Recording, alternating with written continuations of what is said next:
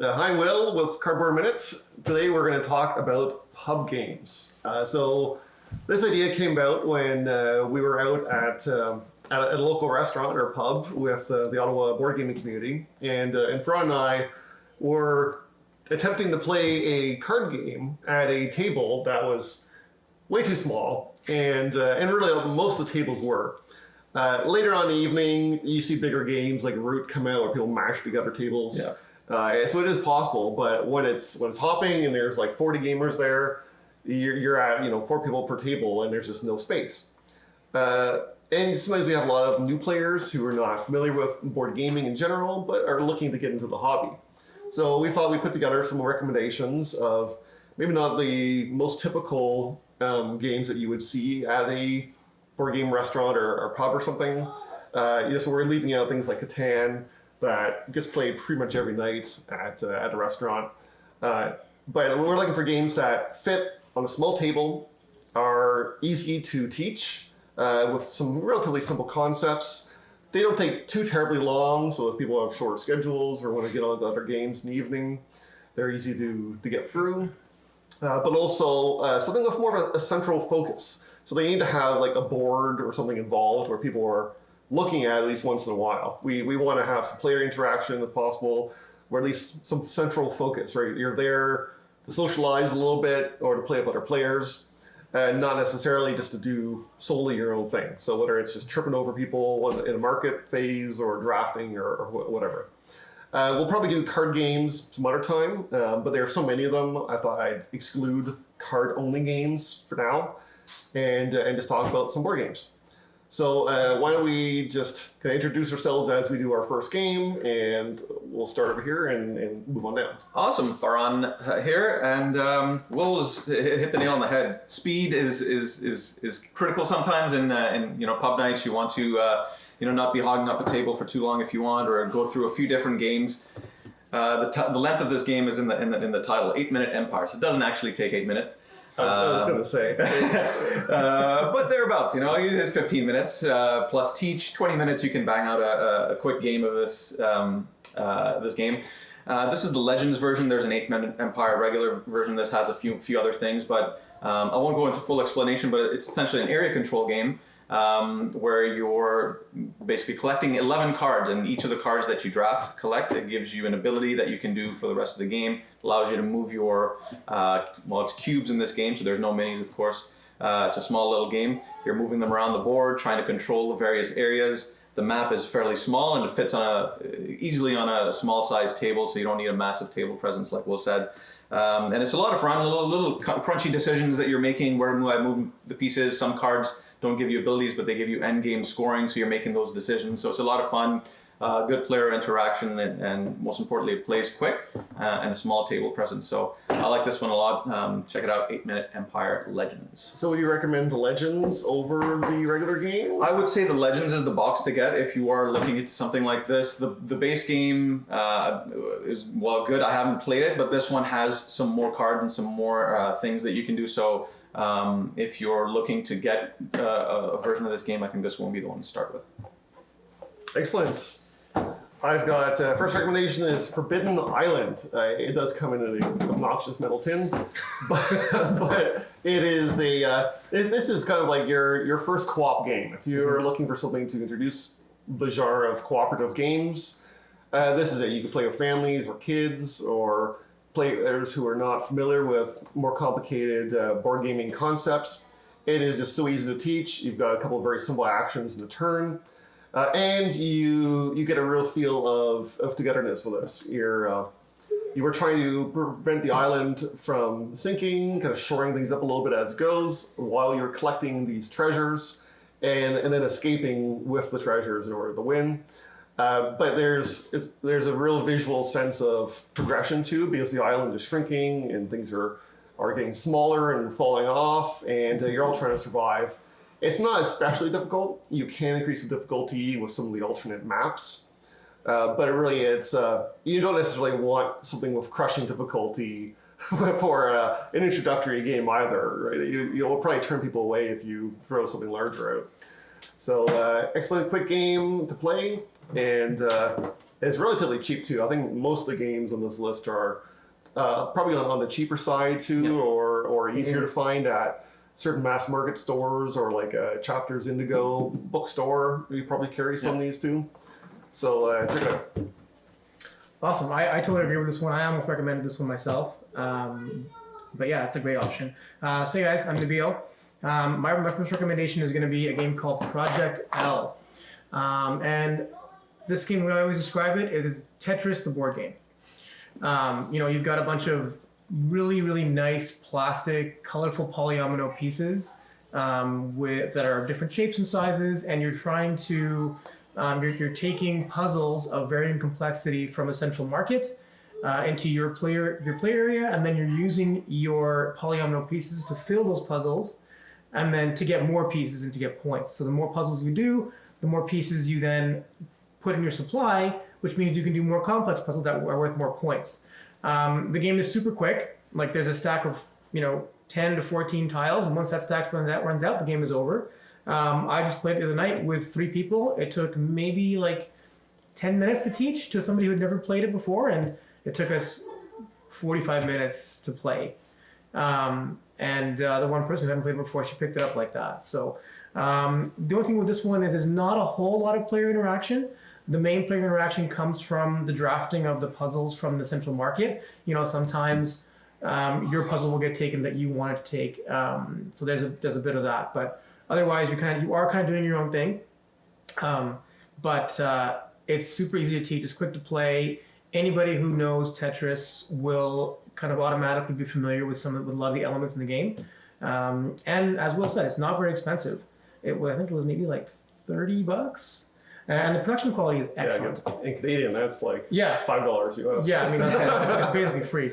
And the production quality is phenomenal for the price point. Yeah, it's good production, and I like this one a lot. And there's no direct player interaction, but there's so few pieces on the board, those puzzles, that you're going to take something that someone else wants, and there's always like, oh my god, you took the one I wanted. I was eyeing that one.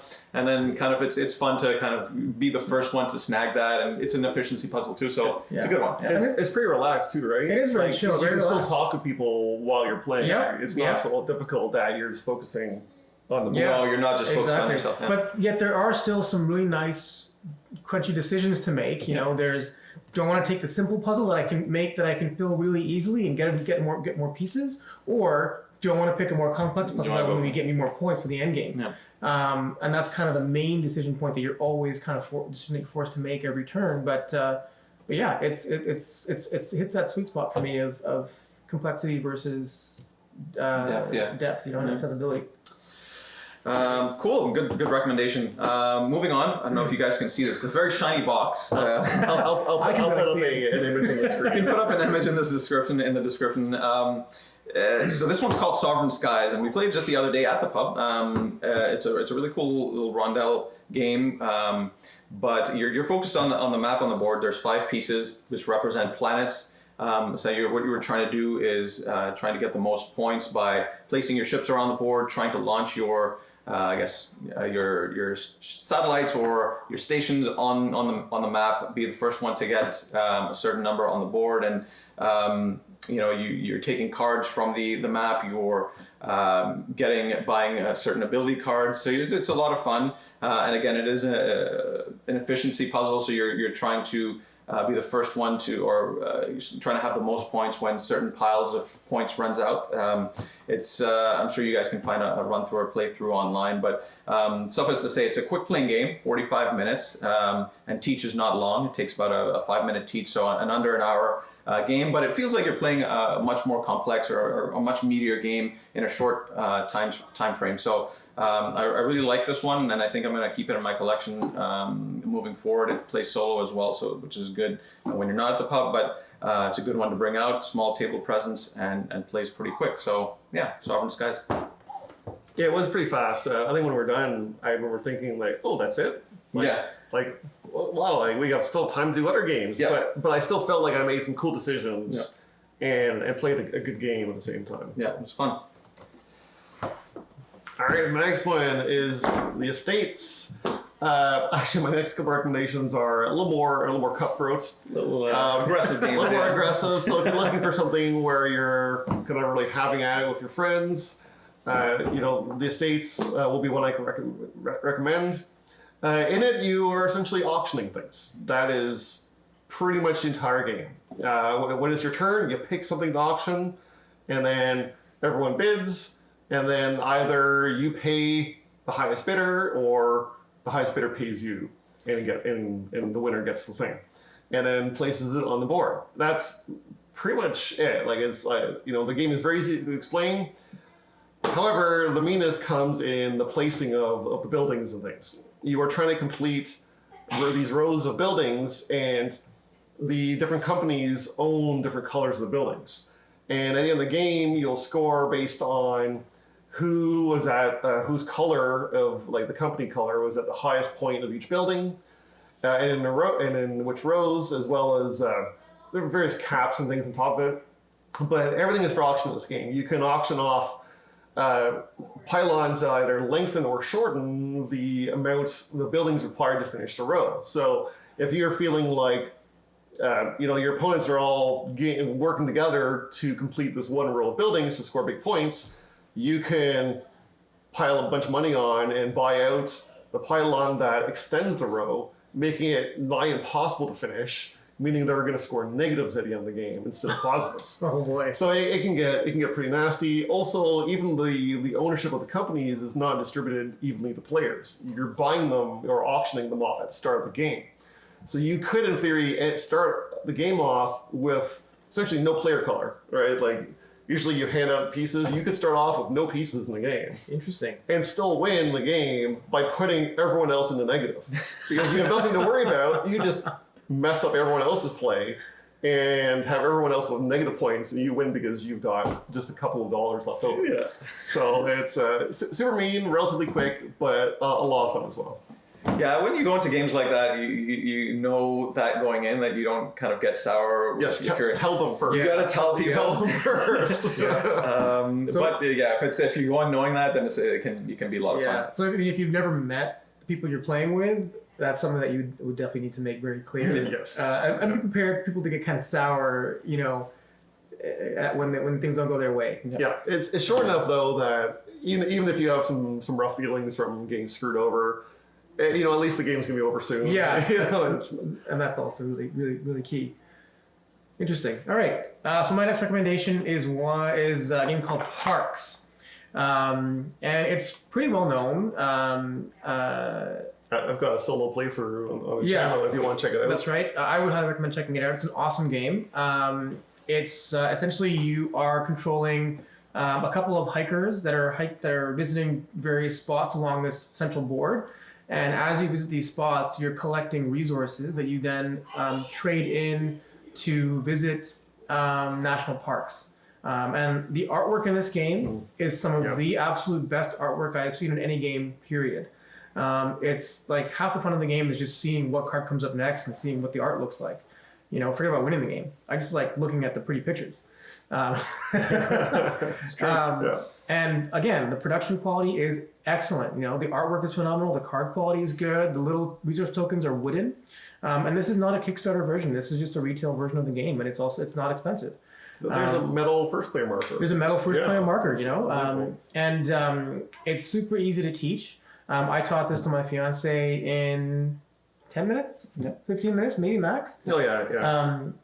And she picked it up right away and really enjoyed it. I mean, if you like nature, you like hiking, you like pretty artwork, and it's a super chill game. And there is a good amount of player interaction in this game, I find. Yes. Because you're stumbling over each other. You're exactly like you're not allowed to visit a space that has another hiker, including your own, unless you exhaust one of what's called your campfire tokens. So if you have no more campfire tokens available, and you need a couple of water, but there's no more water spaces out there because someone else went there, well, tough luck. So there's some good amount of player interaction there too. Yeah, I like this one a lot. My wife likes this one a lot. It's, I mean, gorgeous. Little things that enjoy us board gamers. Metal first player token. It's great. Yeah. It's really cool. But yeah, it plays quick. It's got that extra little decision space. It's not just kind of getting resources and fulfilling contracts, but it's got those little, you can kind of choose not to get a contract, which is a park card, which is how you make points at the end of the game. But you can choose to get abilities instead, you know, and which is really cool. You're like, okay, do I want this card? I want this ability, which will make it easier for me to get fulfill contracts down the road. So it's good decision space and gorgeous game. So it's a lot of fun. And it's quick. It doesn't take too long to play. So again, you could bang it out in like 30 minutes, 40 minutes, and then on to the next one. It says 40 to 70 on the box. That's on the upper end, I think. Yeah. All right, my last one that I have on the table. Again, there's so many games, it's hard to choose which ones to go with. But I went with this one. If you have other games that you think could fit well, you know, feel free to shoot them in the comments. But this one I chose here it's called World's Fair 1893. Plays 2 to 4 players, and again, time limit on the box says 40. That's pretty close to what it plays to. Another area control game, which is a theme that I kind of a mechanic that I really enjoy, but it's a little bit different in that you're kind of going around the board whichever area you go to has some cards there as well, which you can take, which allow you to move your tokens or cubes around the board and trying to kind of get that last second majority in an area that you might not be winning. So it's got that cool decision space. It's got these Ferris wheel cards, which if you have majority at the end of the round, you get certain extra points. Basically, you're trying to have majority in a few different things, which would score you points at the end of the game. Again, it plays quick. It's easy to teach. It's fun to look at, and it's got a different theme that you don't normally see in board games. So I like this one a lot, and it's a small table presence as well. Looking at pub tables. You can fit this in a small size table, and it gets the job done for that regard. So yeah, check this one out if you can. I'm not sure if this is in print, but there's a newer version that just came out of this box, which is more widely available, but it's very similar to the components here. I don't think there's a huge difference. I'm not quite sure what the differences are, but yeah, check this one out if you can. World's Fair 1893. All right, my next one, another confrontational game. This is the classic game Survive. This has been around since I think the 70s. Wow. It is definitely an older game, and they keep reprinting it, and for good reason. It's very easy to teach. You are trying to get your guys off of this island that is sinking. You've got the sinking island Sounds familiar. They get a couple sinking island games today, apparently. It's maybe something's on my mind, but you are trying to escape of your little worker guys, your little islanders, to get to the mainland, which is in the four corners of the board. And the board itself is not too small, but it will fit on a pub-sized table, and there's nothing other than the board that's required. Everything is there's no side player boards or anything. It's just everything is on there. Turns are very simple. All you do is you pick a tile, everything that's on the tile falls in the water, and then you flip the tile over and you look at the bottom of it, and there'll be some sort of additional action like, surprise, there's a shark here now, and that shark just ate everybody who fell in the water. and then you have a chance to move some guys towards leaving the island, either by swimming or by getting onto boats and trying to teamwork a little bit, and hope a whale doesn't come along and flip your boat over, and then the shark comes and eats your guys. And you do have to let people know coming into this that it can be aggressive. There is definitely a lot of eating people, and even your own brain will kind of throw you for a loop at the end of the game, because each of the people you're trying to save has a point value written on the bottom of them. But once you place them on the board, you are no longer allowed to look at them. Oh, interesting. And the couple it's a little memory. I know. So, I know. Like if you had great memory, it probably wouldn't matter. Yeah. But there's a couple times where I thought for sure I put my 5-pointer on that boat and got him to safety, and he was actually only worth a 1 point. So again, lots of fun. It's fairly quick. It takes almost nothing to teach, and most of the teaching is in the playing or is in the setup. You just throw everything out on the table, and essentially there you go. So do check it out. And Neat. We're gonna be able. What do you got next? All right, so for my last recommendation, I've got a game called Bezzerwizzer. This is one of the first games that I bought, actually, and you can tell the box is kind of well loved. Played it many times. It is at its core, it's a basic trivia game, you know. And who doesn't like trivia at a pub, right? But what I like about this game is that, while the main mechanic is trivia, there's also a little bit of, as the box suggests, tactics and trickery. So you've also got these, each player has their own sort of set of these plastic tiles, and 2 of the tiles can be used to kind of like buzz in on somebody else's question to kind of steal some points. And another one of the tiles can be used to swap one of your categories of questions with somebody else's category of questions. So at the beginning of each round, there's this cloth bag with a bunch of tiles in the bag. And each player picks out 4 of the tiles, and the tiles depict what categories of questions you'll be asked for the round. And there's quite a wide variety of categories. You know, it's not just like science, history, politics. That's it, right? Like the classic trivia games, tropes. There's lots of different categories, and there's varying degrees of difficulty questions in each category. So one of the categories is architecture. I don't know anything about architecture, but some of the questions I still get because they're really easy. Whereas, you know, some of the categories are like science categories that I typically know a lot about. I've gotten them wrong because the question is so obscure. So it's got a good mix there. But if you don't like architecture and somebody else has like the financial question that you really want, there's a tile that lets you swap those two categories. So there's a good amount of player interaction because you might get stuck with a question that you have no idea how to answer. But at the end of the day, it's a basic trivia game. You know, you answer questions, you move along the board, and it's always a good time when it's played, I find. So this is another one that, again, it's got a very small table presence. Like there's a board that goes in the middle, and then you have your own little sort of thin board where you put your tiles, and that's about it. Yeah, I've played that one a few times. I think just when I was getting started in the hobby, Nabil brought it over, and he raved about it, and we're like, well, let's try it. I think we played it at one of my birthdays, and it was a great time. And the next thing you know, Farhan has 300 plus board games. And then I don't know how many games I bought off that one, but still we enjoyed it a lot. And to his point, I mean, you try and steal those categories where you think you'll have an edge, but then you end up getting those questions which are like, what? Yeah. And the question you swap for is like, oh, I knew that. Yeah, I knew that answer. Yeah. So it's got that little bit of quirkiness, which I enjoy quite a bit. So if you're looking for a fun game, that's not a bad one. Yeah. And it's very easy to teach. You know, if anybody's played a trivia game before, they'll pick it up super quick. All right. Well, thanks for the recommendations, guys. We are missing. John was hoping to be here with us, and he sent us a couple of recommendations too. Ooh. So he definitely is a fan of smaller games because he plays, I think, at work and with some friends. Yep. So he's suggesting Fistful of Meeples, which we've played not too long ago. It does have a fairly small board where you are playing kind of Mancala-like, where you're picking up a group of things and drop them off around the boards. But it also has a mechanism that I've only seen a couple games where you can essentially buy an area of the board.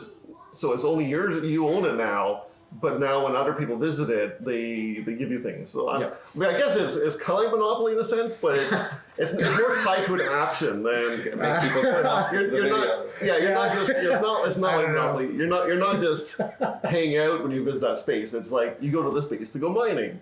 But guess what? John owns the mine now, so even though you get gold, he gets a bonus because of it. Yep, I like that. He also has a Condottiere, which is a fairly easy or simple area control game, or I believe it's all card based.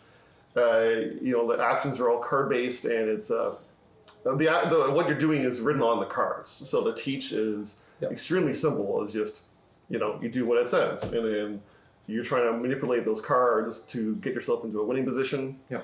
And his last recommendation is Tack, which I think it says is a little long. I have not played it. I believe it's an abstract. It's an abstract game, kind of like a chess-like game. So, anyways, that's it. If you have any recommendations, please leave them in the comments. Thanks for watching, and do support your local meetups. if you've got like pub nights or meetup groups that meet out, like go play with them, meet some people. There are plenty of great board gamers out there. Yep. Solo is fun too. Order a drink. You know, you get a drink and go have some fun, play more games.